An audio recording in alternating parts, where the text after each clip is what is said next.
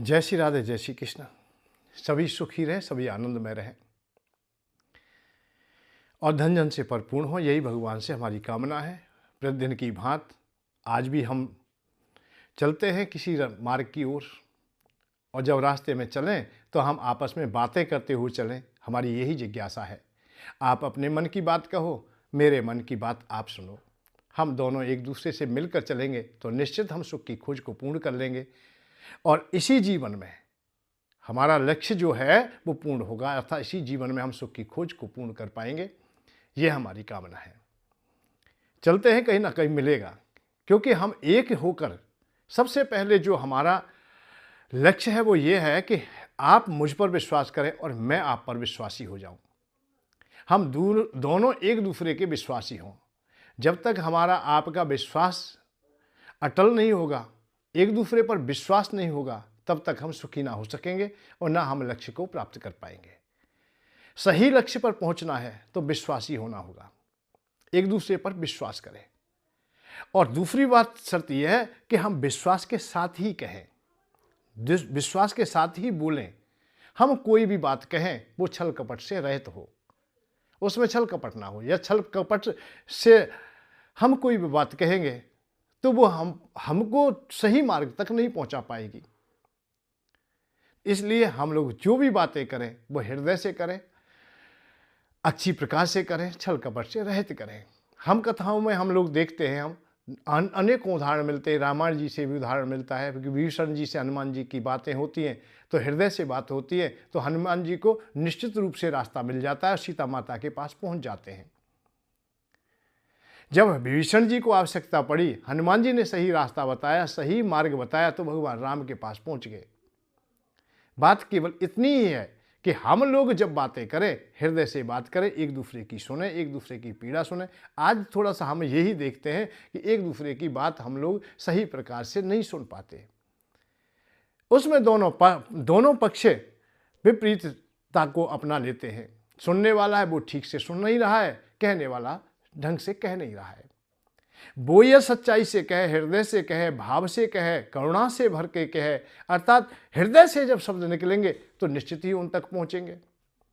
उनके बनावटी शब्द थे तो उन्होंने भी बनावट के आधार से ही सुने, क्योंकि वो भी जान गए कि ये बनावटी बोल रहे, वो हृदय तक नहीं पहुंचे। जब तक हम हृदय को अपने सामने ना रखेंगे, खोल के ना रखेंगे, सच्चाई को सामने ना रखेंगे, हम छुपाव रखेंगे, दुराव रखेंगे, तो हमें भी लक्ष्य नहीं मिलेगा।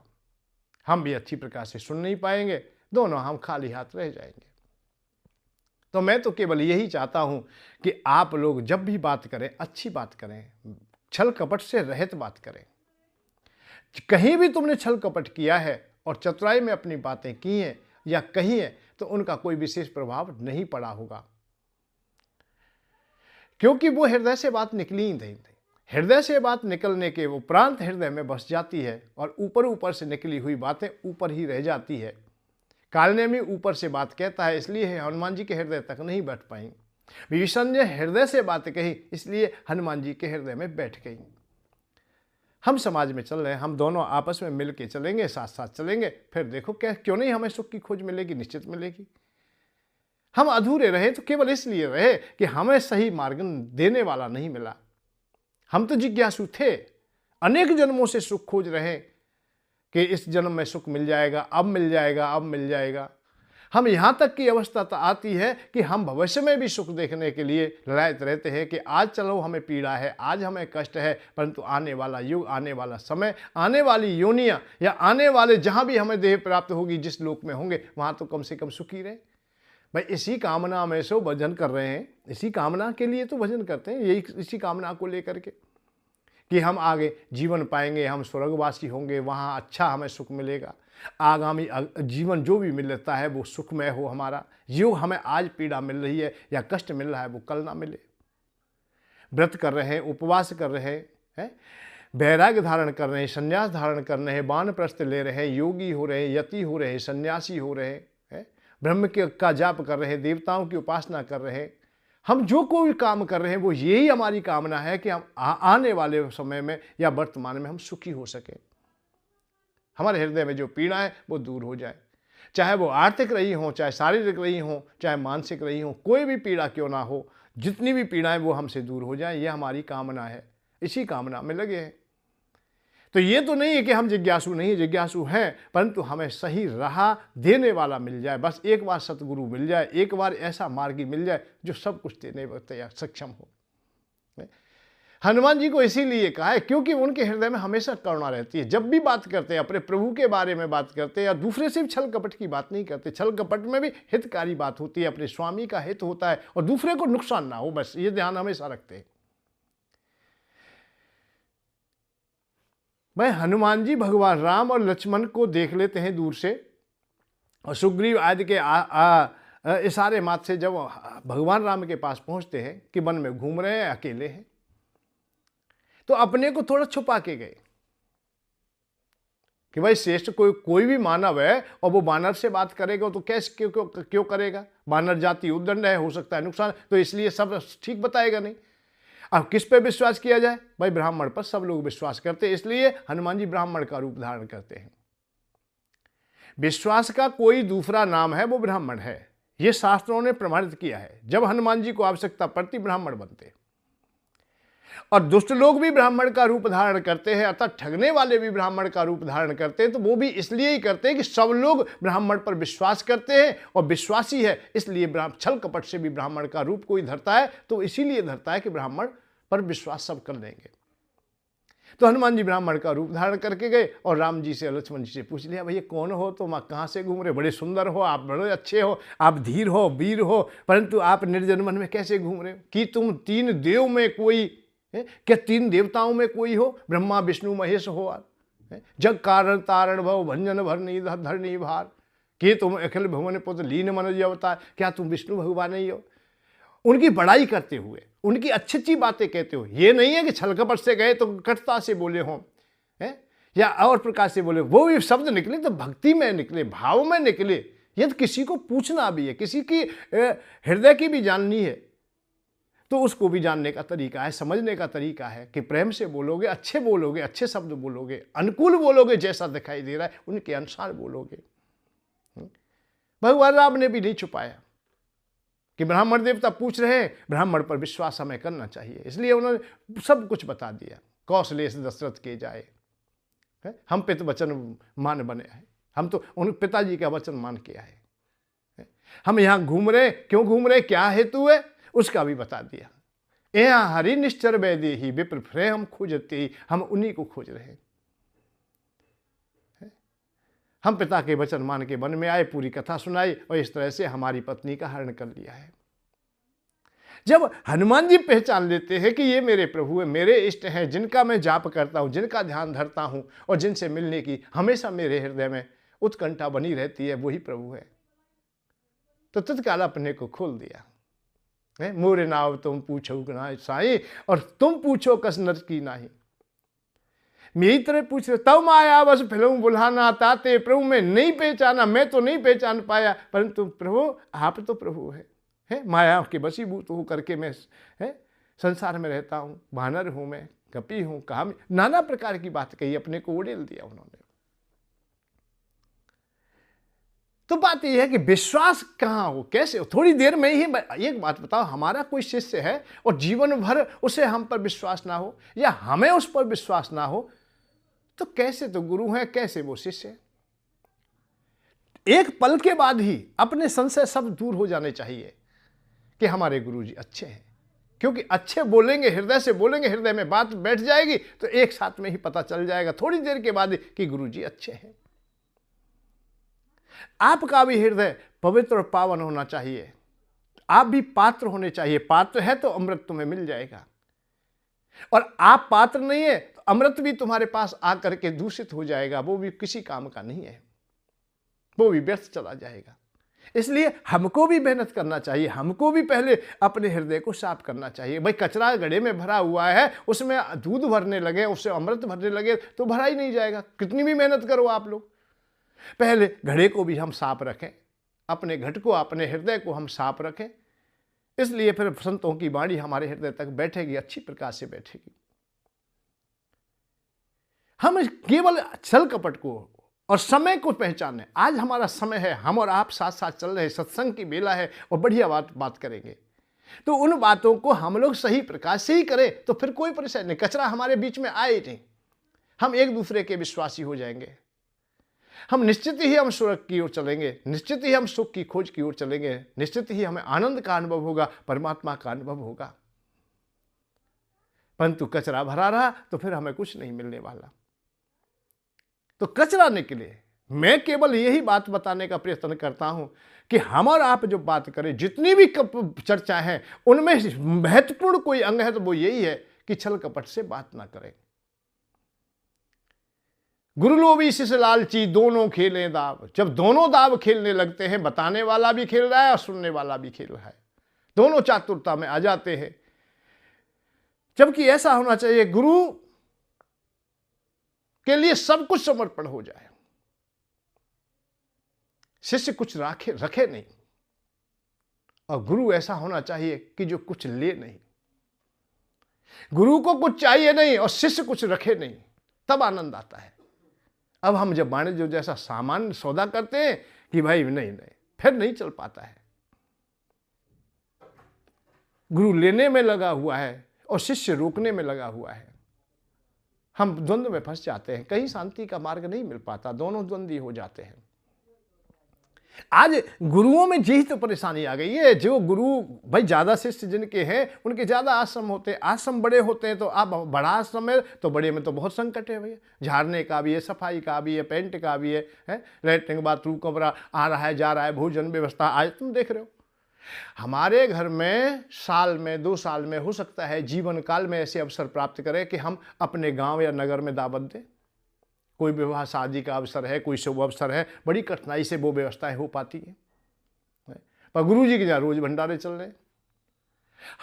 हमें जब जीवन काल में एक बार किसी को दावत देने के लिए कितने उद्यम करने पड़ते हैं, कितनी मेहनत करनी पड़ती है, कितनी परेशानियां उठानी पड़ती हैं, और जो रोजाना ही जो भंडारे के लिए लगाए तो वो कितना दुखी होगा भाई। नारी की झाई पड़े अंधे होत भुजंग, कवरा उनकी क्या गति जो नित नारी के संग। नारी का मतलब प्रकृति है, प्रकृति अपनी ओर खींच लेती है, उनकी क्या गति है। जो अपने को भुला बैठा हो और संसार में रत गया हो। बकरी पाती खाते है ताको कौन हवाल, जो बकरी को खाते है, जो बकरी पाती खाते हैं ताकि काड़ी खाल, जो बकरी को खाते हैं ताको कौन हवाल। भैया उनके लिए क्या गति होगी जो रोजाना भंडारा कर रहे हैं, उनकी गति क्या होगी, ये कभी सोचा है आपने। वो द्वंद्वों में ऐसे फंसे हुए हैं, उन पर शांति के लिए तो समय ही नहीं है, ध्यान के लिए समय ही नहीं है। भगवान कौन सी विधि से प्राप्त होते हैं, कहाँ मिलते हैं या कैसे मिलते हैं, वहां के लिए समय नहीं। समय तो द्वंद्वों से भरा हुआ है। भंडारे की चिंता है, कभी आश्रम की चिंता है, कभी और चीज की चिंता है, छल कपट से हृदय भरा हुआ है, तो वो शांति का मार्ग नहीं दे पाते, इसलिए हम अधूरे रह जाते हैं। जिन द्वंद्वों से बचने के लिए आप गुरु आश्रम जा रहे हो, वहां द्वंद्व पहले से घर से चले थे हम तो खुशी की तलाश में, राहों में खड़े थे गम खुशी के पास में। जहां हमने सुख देखा था, जहां हम खुशी देख रहे थे, वहां भी हमने द्वंद्वों को देखा, हमने परेशानी पीड़ा को देखा। हम घर से चले भाई, हम विदेश जा रहे हैं, हम बड़े शहर जा रहे हैं, परंतु वहां भी फुटपाथ पर हमने लोगों को दुखी देखा, वहां भी भीख मांगते देखा, वहां की सड़कें भी संगमरमर से बनी नहीं थी, वहां भी खड्डे मिले हमें, बहुत जगह, सब जगह अधूरापन मिला। तो हम निकले, कहां सुखी होंगे, कैसे होंगे, ये निश्चित देखें। फिर क्या फायदा जब हम जहां भी जाए वहां भी दुख है। वन में चले गए, हम जंगल में चले गए कि वहां बड़ा सुख मिलेगा, वहां काम विजयी हो जाएंगे, वहां क्रोध विजयी हो जाएंगे, वहां लोभ विजयी हो जाएंगे, हम तो परमात्मा का चिंतन करेंगे। अरे बन जाने से स्वर्ग मिले तो जंगली कबूतर तर जाता, मीन क्यों मरती गंगा में बनवासी ब्रज भी तर जाता। यह जंगल में जाने से ही, वन में रहने से ही यदि शांति का मार्ग मिलता है, प्रभु का मार्ग मिलता है, तो पखेरु निरंतर रहते, उनको भी वहां काम सताता है, क्रोध भी सताता है, वहां लड़ाई भी होती है आपस में, हिंसक पशु आपस में लड़ाई लड़ लेते हैं, पखेरु आपस में लड़ लेते हैं। उनके हृदय में भी काम है, उनके हृदय में भी भूख है, वहां भी प्यास है, सब द्वंद्व वहां भी है। तो द्वंद्व तो कहीं खत्म हुए नहीं, द्वंद्व तो हमें निरंतर दिखाई देते रहे। अब जिन द्वंद्वों से हम भागते जा रहे हैं, जिन द्वंद्वों को छोड़ के जा रहे हैं, वो सामने मिले, हमें क्या फायदा हुआ? तो मैं कहने का भाव यही है कि जिन आश्रमों से हम जुड़े, जिन गुरुओं से जुड़े, वहां भी शांति नहीं थी, उनके हृदय में भी शांति नहीं थी, इसलिए शांति का मार्ग ना दे सके। स्वयं शांति ना पा सके तो दूसरे को शांति कैसे दे पाएंगे? स्वयं वैरागी ना हो सके, दूसरों को राग से मुक्त कैसे करेंगे? स्वयं तत्व ज्ञान की प्राप्ति की ओर न जा सके तो स्वयं को बोध होगा कैसे? स्वयं को मोक्ष चाहिए नहीं, अभी हम अमर होना चाहते हैं, हम ज्यादा से ज्यादा संसार भोगना चाहते हैं। महाराजा ययाति की तरह अभी चाहे हमें उधारी में ही जवानी क्यों ना मिल जाए, चाहे वृद्ध अवस्था कितनी भी जर्जर क्यों ना हो गई, फिर भी औषधि चाहता है, फिर भी जवानी चाहता है, फिर भी भोग भोगना चाहता है। अरे वो मुक्ति कैसे दे देगा? जो स्वयं नहीं बंधन से छूट पाया वो दूसरों को क्या छुड़ा देगा? जो स्वयं बंधा पड़ा है वो दूसरे को मुक्त कैसे कर देगा? बात यहां यही है कि जब तक अपने को तुम सही ना कर लो, आप भी मेरे साथ चलते, आप भी सही होने का प्रयत्न कीजिए। आपके हृदय में भी कचरा सदैव भरा रहेगा तो यात्रा हमारी अधूरी रह जाएगी। जितनी भी चर्चाएं होंगी वो तुम्हारे हृदय तक नहीं आएंगी। और ये सब कैसे होता है? ये सत्संग से होता है। सठ सुधरे सत्संगत पाई, निरंतर सत्संग करने से सठ को भी बुद्धि आ जाती है या वो सुधर जाता है। बिन सत्संग विवेक ना हुई, सत्संग संतों का संग निरंतर करते रहे, थोड़ा थोड़ा थोड़ा थोड़ा भी करेंगे तो सब कुछ ठीक हो जाएगा, अच्छा हो जाएगा। भाई बहुत पुराना कचरा जमा हुआ है तो ये अनिवार्य थोड़ी आज ही साफ हो जाए। अरे आज थोड़ा किया है, कल करेंगे, परसों करेंगे। हम जब छोटे थे तो खेलने कूदने में ज्यादा ध्यान देते थे तो मैल जम जाता शरीर में। हमारी माँ हमारे शरीर से मैल को हटाती तो एक दिन में वो हटता नहीं था, खाल को भी खींच लेता है, बड़ी कष्ट होता, बड़ी पीड़ा होती। परंतु रोज नहाते नहाते नहाते नहाते वो सब छूट गया। तो करते करते अभ्यास के हम बहुत कुछ हो जाते हैं। ये गुरु की कृपा और प्रभु की कृपा हमें साथ साथ में मिलती रहती है। गुरु प्रज्ञा प्रसादेना मूर्ख वा पंडिता, मूर्ख वा पंडिता, अर्थात महापंडित बना देती है मूर्ख को भी, जब गुरु की कृपा हमें प्राप्त हो जाए। फिर कहने क्या है? तो गुरु की कृपा हो। गुरु कौन? जो परमात्मा में है। गुरु में परमात्मा में कोई भेद नहीं है, आत्मा में परमात्मा में कोई भेद नहीं है, महान आत्मा में परमात्मा में कोई भेद नहीं है। ऐसे ही गुरु और परमात्मा में कोई भेद नहीं है। श्री गुरु चरण सरोज रज निज मन मुकुर सुधार, जब हनुमान चालीसा हम पढ़ते हैं तो गुरु जी का नाम आता है, श्री का और गुरु जी का। श्री माने प्रकृति, गुरु माने परमात्मा, आता बहुबार राम। परमात्मा का नाम ही गुरु है। अब बात कहते हैं कि भैया संसारी लोग को कैसे? हाँ, क्योंकि मार्गदर्शक भाई गुरु हैं, अतः प्रभु है, प्रभु वेद के रूप में भी जाने जाते, वो भी हमें गुरु का काम करते। फिर संत महात्मा जो हमें मार्गदर्शक हैं, जो हमें बताए, वो भी गुरु का ही काम करते हैं। और वो गुरु से कम भी नहीं होते हैं।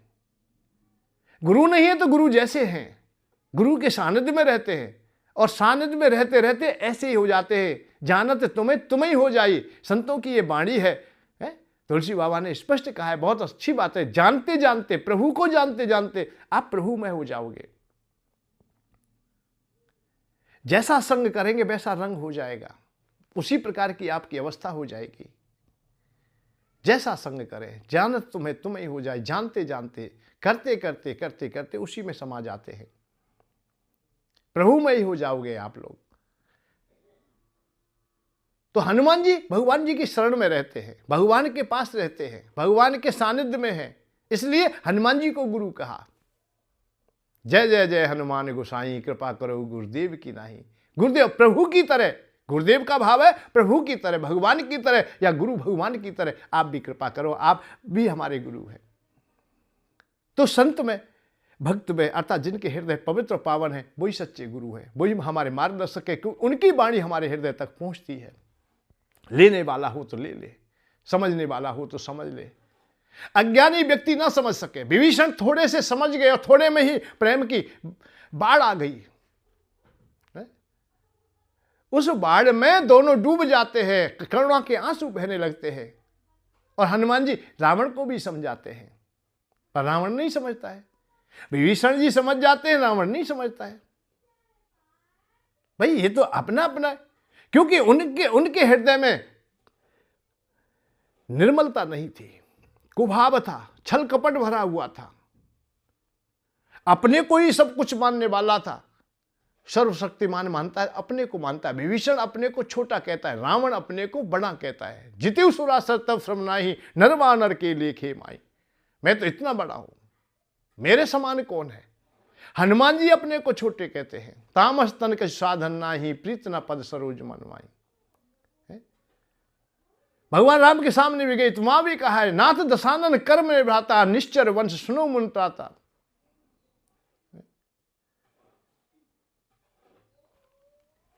जो अपने हृदय से बोले, हृदय से कहे, यही वाणी, और कोई फर्क नहीं। रावण में और विभीषण में कोई फर्क ही नहीं है। एक ही मां से है, एक ही पिता के हैं, एक ही नगरी में रहते हैं, सब कुछ ही एक है। भाई भाई में क्या फर्क हो सकता है? कुछ भी नहीं। जैसे दर्पण में आप अपना चेहरा देख रहे हो, जो दर्पण का चेहरा है और तुम्हारा चेहरा वो एक ही है, उनका संबंध अलग अलग नहीं है। ऐसे ही भाई भाई अलग अलग होते ही नहीं। एक ही खून है, एक ही गोत्र है, एक ही रूप है, एक ही सब कुछ, गौड़िकता एक ही होती। केवल भेद है तो केवल हृदय का है, चित्त का है, वृत्ति का है। अपनी अपनी वृत्ति अलग अलग बना ली, मन की गतियां अलग अलग हो गई। रावण मानने को तैयार नहीं है, वो अहंकार से नीचे उतरता नहीं, और विभीषण जी अहंकार को रखते ही नहीं, अपने को समर्पण कर दिया। उसी का परिणाम है कि दोनों की गति अलग अलग रही। तो हमारे हृदय में केवल यही एक बात रहे, और किसी की आवश्यकता ही नहीं है। और आप लोग जितना भी भजन करें, तप करें, दान करें, पुण्य करें, कुछ भी करें, सब अधूरा हो जाता है जब हमारा हृदय सही नहीं होता, विकार रहित नहीं होता, निर्मल नहीं होता है। हम छल कपट से भर जाते हैं। हम लोग उसी लिए प्रवचन करें, उसी लिए कथा कहें, उसी लिए काम करें। अरे जीविका तो आप चलेगी भैया, जीविका की तो चिंता ही मत करो। चाहे जिस व्यक्ति को जीविका की चिंता है वो ही अधूरा है। जीविका की चिंता करने वाला वो ठीक नहीं है। भोजन की चिंता जो करते हैं वो विशेष व्यक्ति नहीं होते।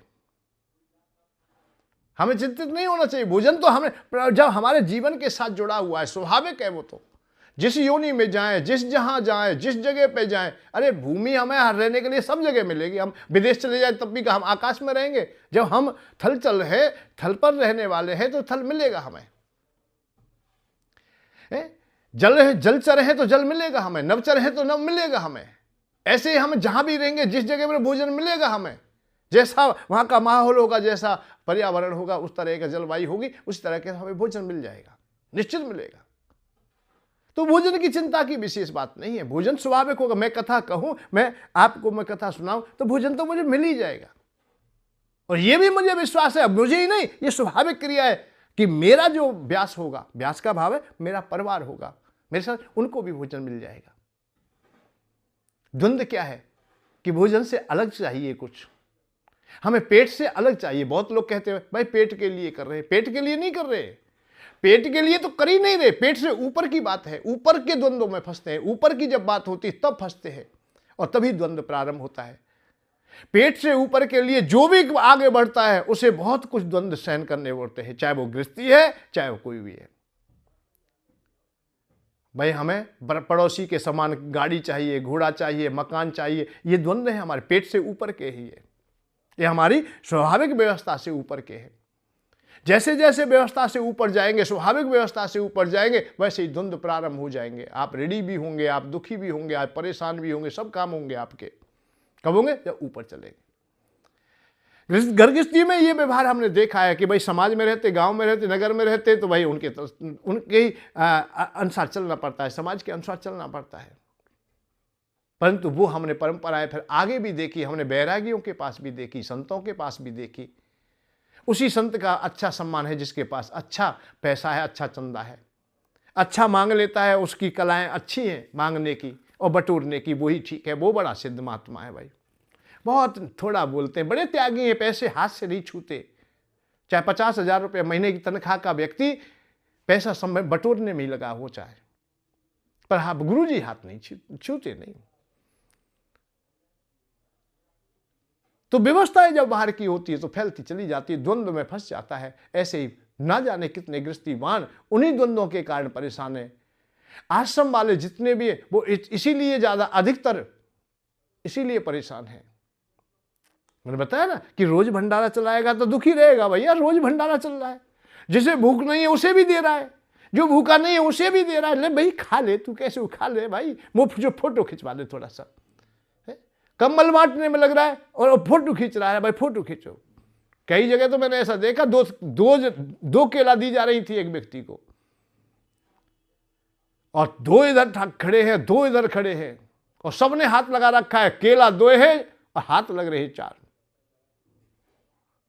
ना तो ये ध्यान रख रहा है कि उस व्यक्ति की क्या गति हो रही होगी, बेचारा 2 केलाओं के लिए 4 का बोझ सहन कर रहा है, फोटो खिंचाने में लग रहे हैं। तो कहां से हमें शांति का मार्ग मिल जाएगा? हम द्वंद्वों में तो स्वयं अपने पैर को दिए बैठे हैं।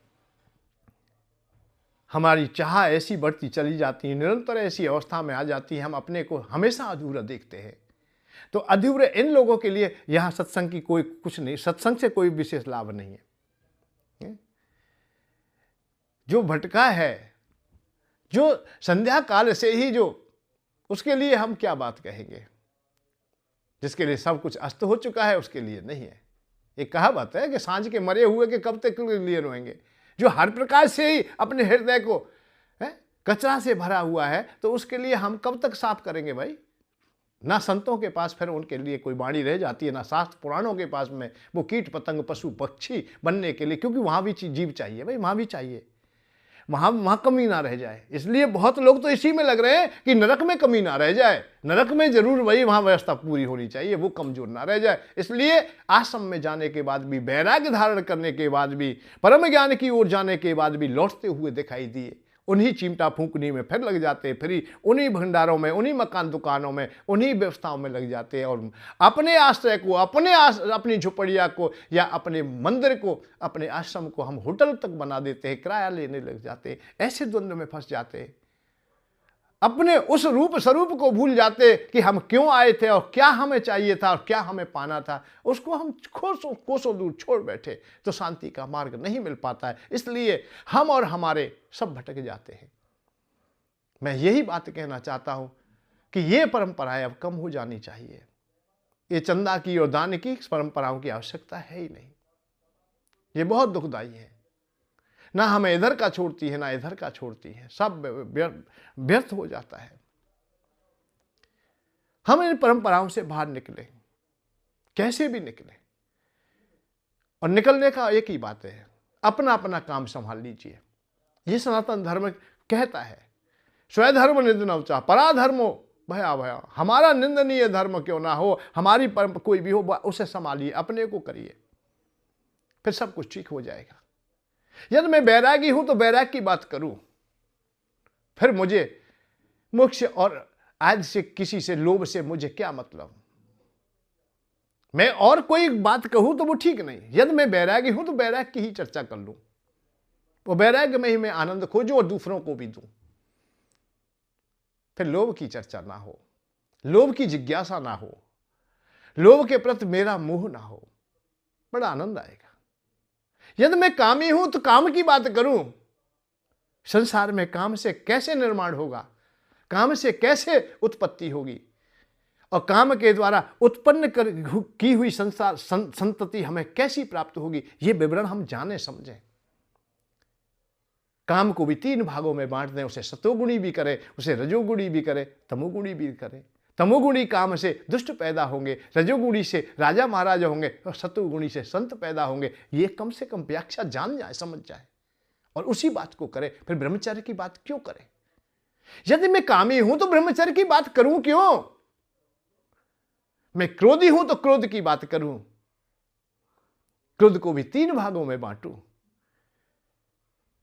यह सतोगुण के द्वारा मैं अपने धर्म की स्थापना करता हूं, भगवान का कार्य करता हूं, दुष्टों का हनन करता हूं। मैं क्रोध से तो मैं अच्छा व्यक्ति कहा जाऊंगा, मैं देशभक्त कहा जाऊंगा, मैं धर्म का निर्माण करने वाला कहा जाऊंगा, वीर और साहसी कहा जाऊंगा। मेरे क्रोध से या रजोगुण प्रखित होता है, अर्थात चोर लुटेरे समुचित व्यवस्था में आते हैं तो मुझे अच्छा माना जाएगा।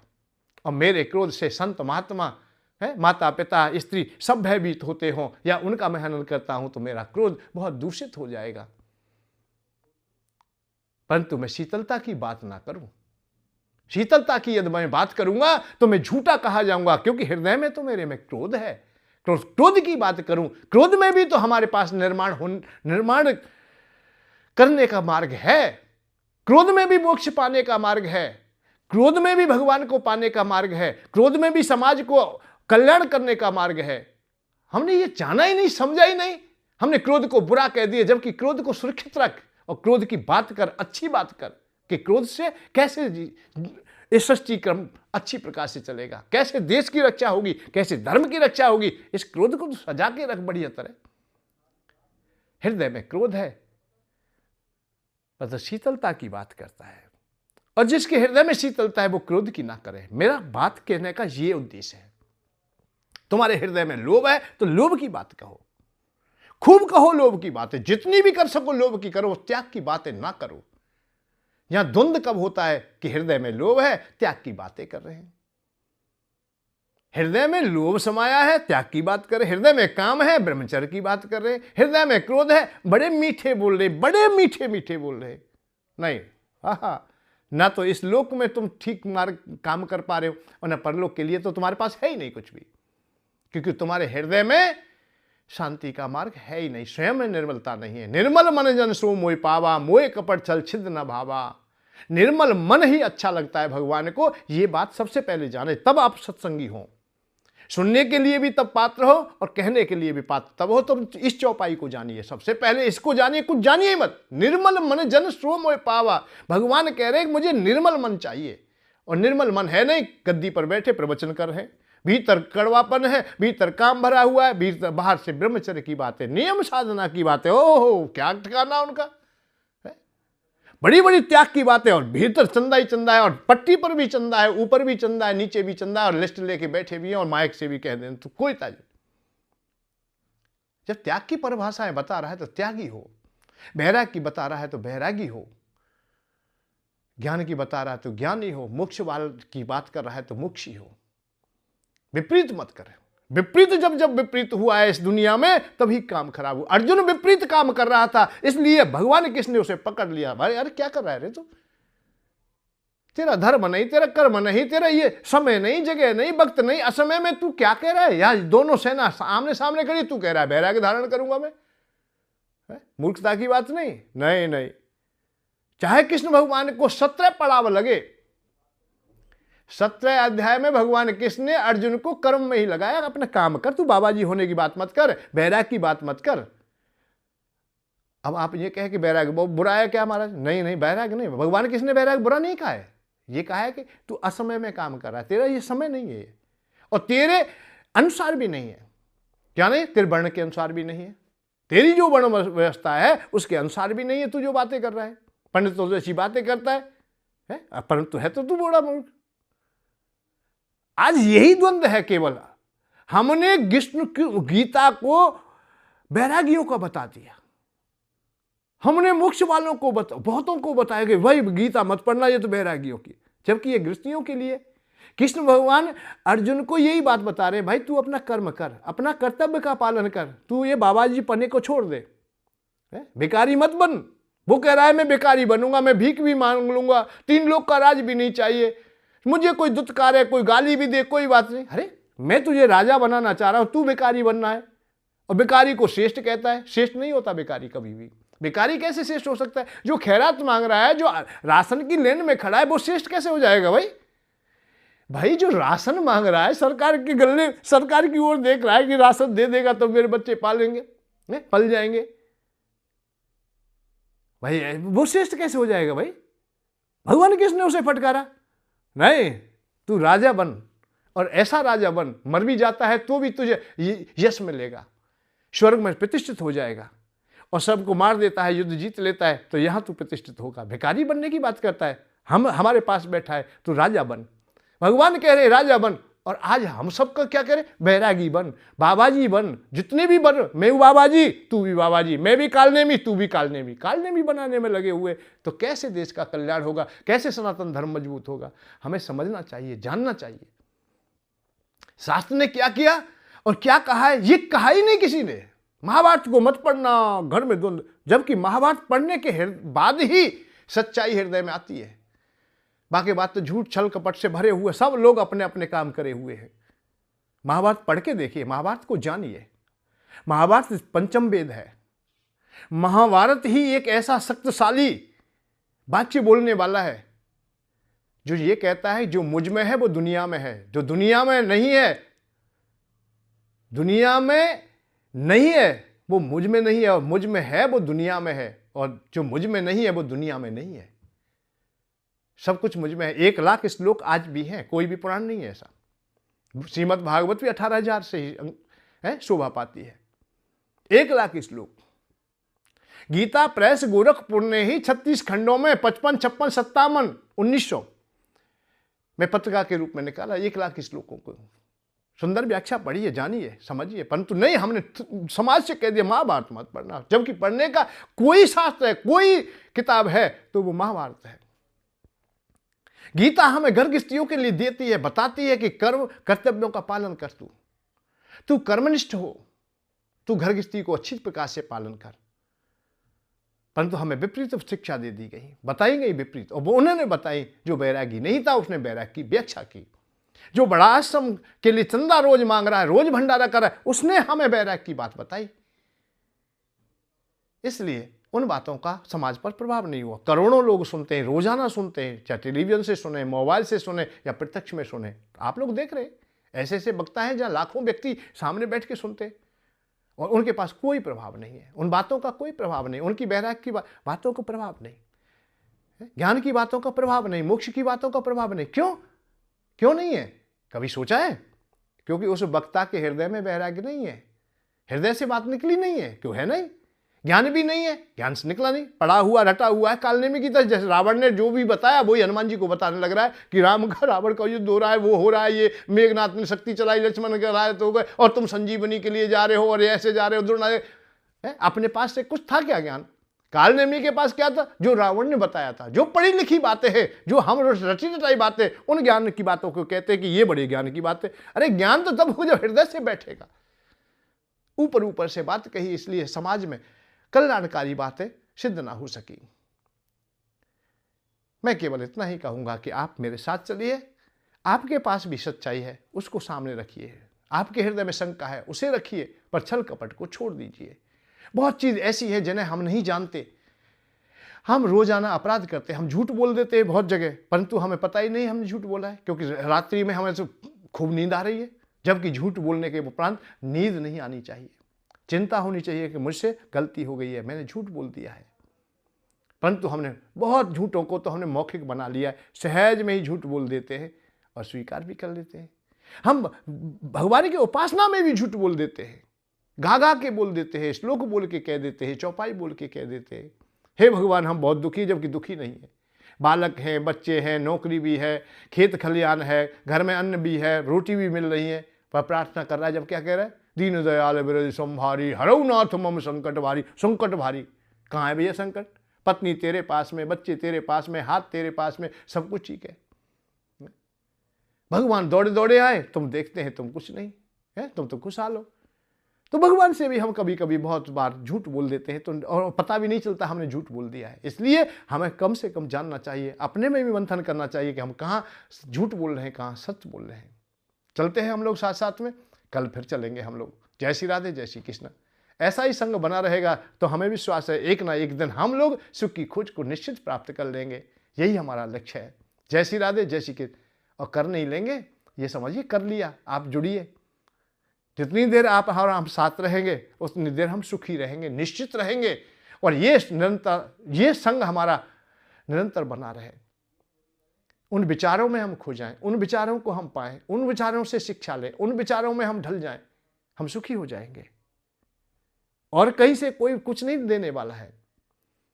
आप चिल्लाते रहे, चिल्लाते रहिए, देव देव आलसी पुकारा, आलसी की वहाँ देवता दे जा, देवता दे जा, देवता किसी को कुछ नहीं देने वाले, ना भगवान को कोई मतलब, भगवान तो आराम से है। अरे अपने उनका परिवार बढ़िया चल रहा है, लक्ष्मी माँ पैर दाब रही है, बढ़िया पलंग है उनके पास में, आराम से है, कोई परेशानी नहीं।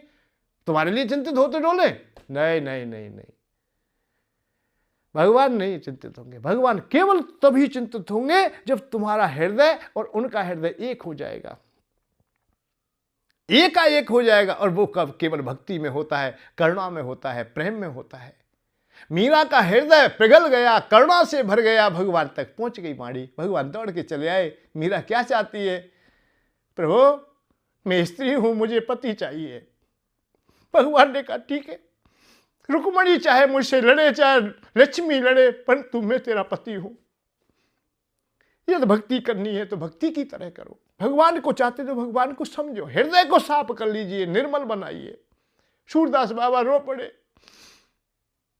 कि मेरा विवाह ना हुआ, परंतु मैं चाहता था कि मैं अपने गोद में अपनी संतति को खिलाऊं, मुझे बेटा चाहिए। कृष्ण भगवान बालक बन के आ गए, गोपाल नाम रख दिया, तू ही मेरा बालक है रे। कृष्ण भगवान जब आते बाबा कहते उनसे,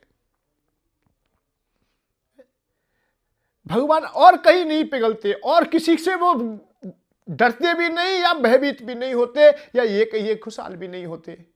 ज्ञानी की बिल्कुल चिंता नहीं है उन्हें, बैरागी की बिल्कुल नहीं है, बिल्कुल नहीं। मोक्ष वाले को तो वो आलसी और अच्छा कहते ही नहीं कि ये कर्महीन व्यक्ति है जो मोक्ष चाहता है, जो मेरे काम को भी नहीं संभालता, मेरे काम को श्याना बेटा है, जबकि मेरा काम संभालना चाहिए। प्रकृति की क्रियाएं अच्छी प्रकार से इसे संभालनी चाहिए।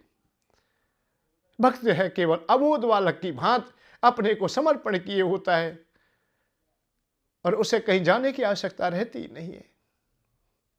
दौड़ के जैसे अलवाई गाय अपने बछड़े के पास आ जाती है, माँ अपने पुत्र के पास आ जाती है, ऐसे ही भगवान दौड़ के आ जाते हैं। इसी को भक्ति कहते हैं। इस भक्ति में आप लोग डूबिए, हृदय आनंद से भर जाएगा। जब तुम्हारे हृदय में जगह होगी आनंद को आने की, अतः भरने की, तो हृदय में आ जाएगा, भगवान का अनुभव होने लगेगा। आप मेरे साथ चलिए, बहुत आनंद आएगा।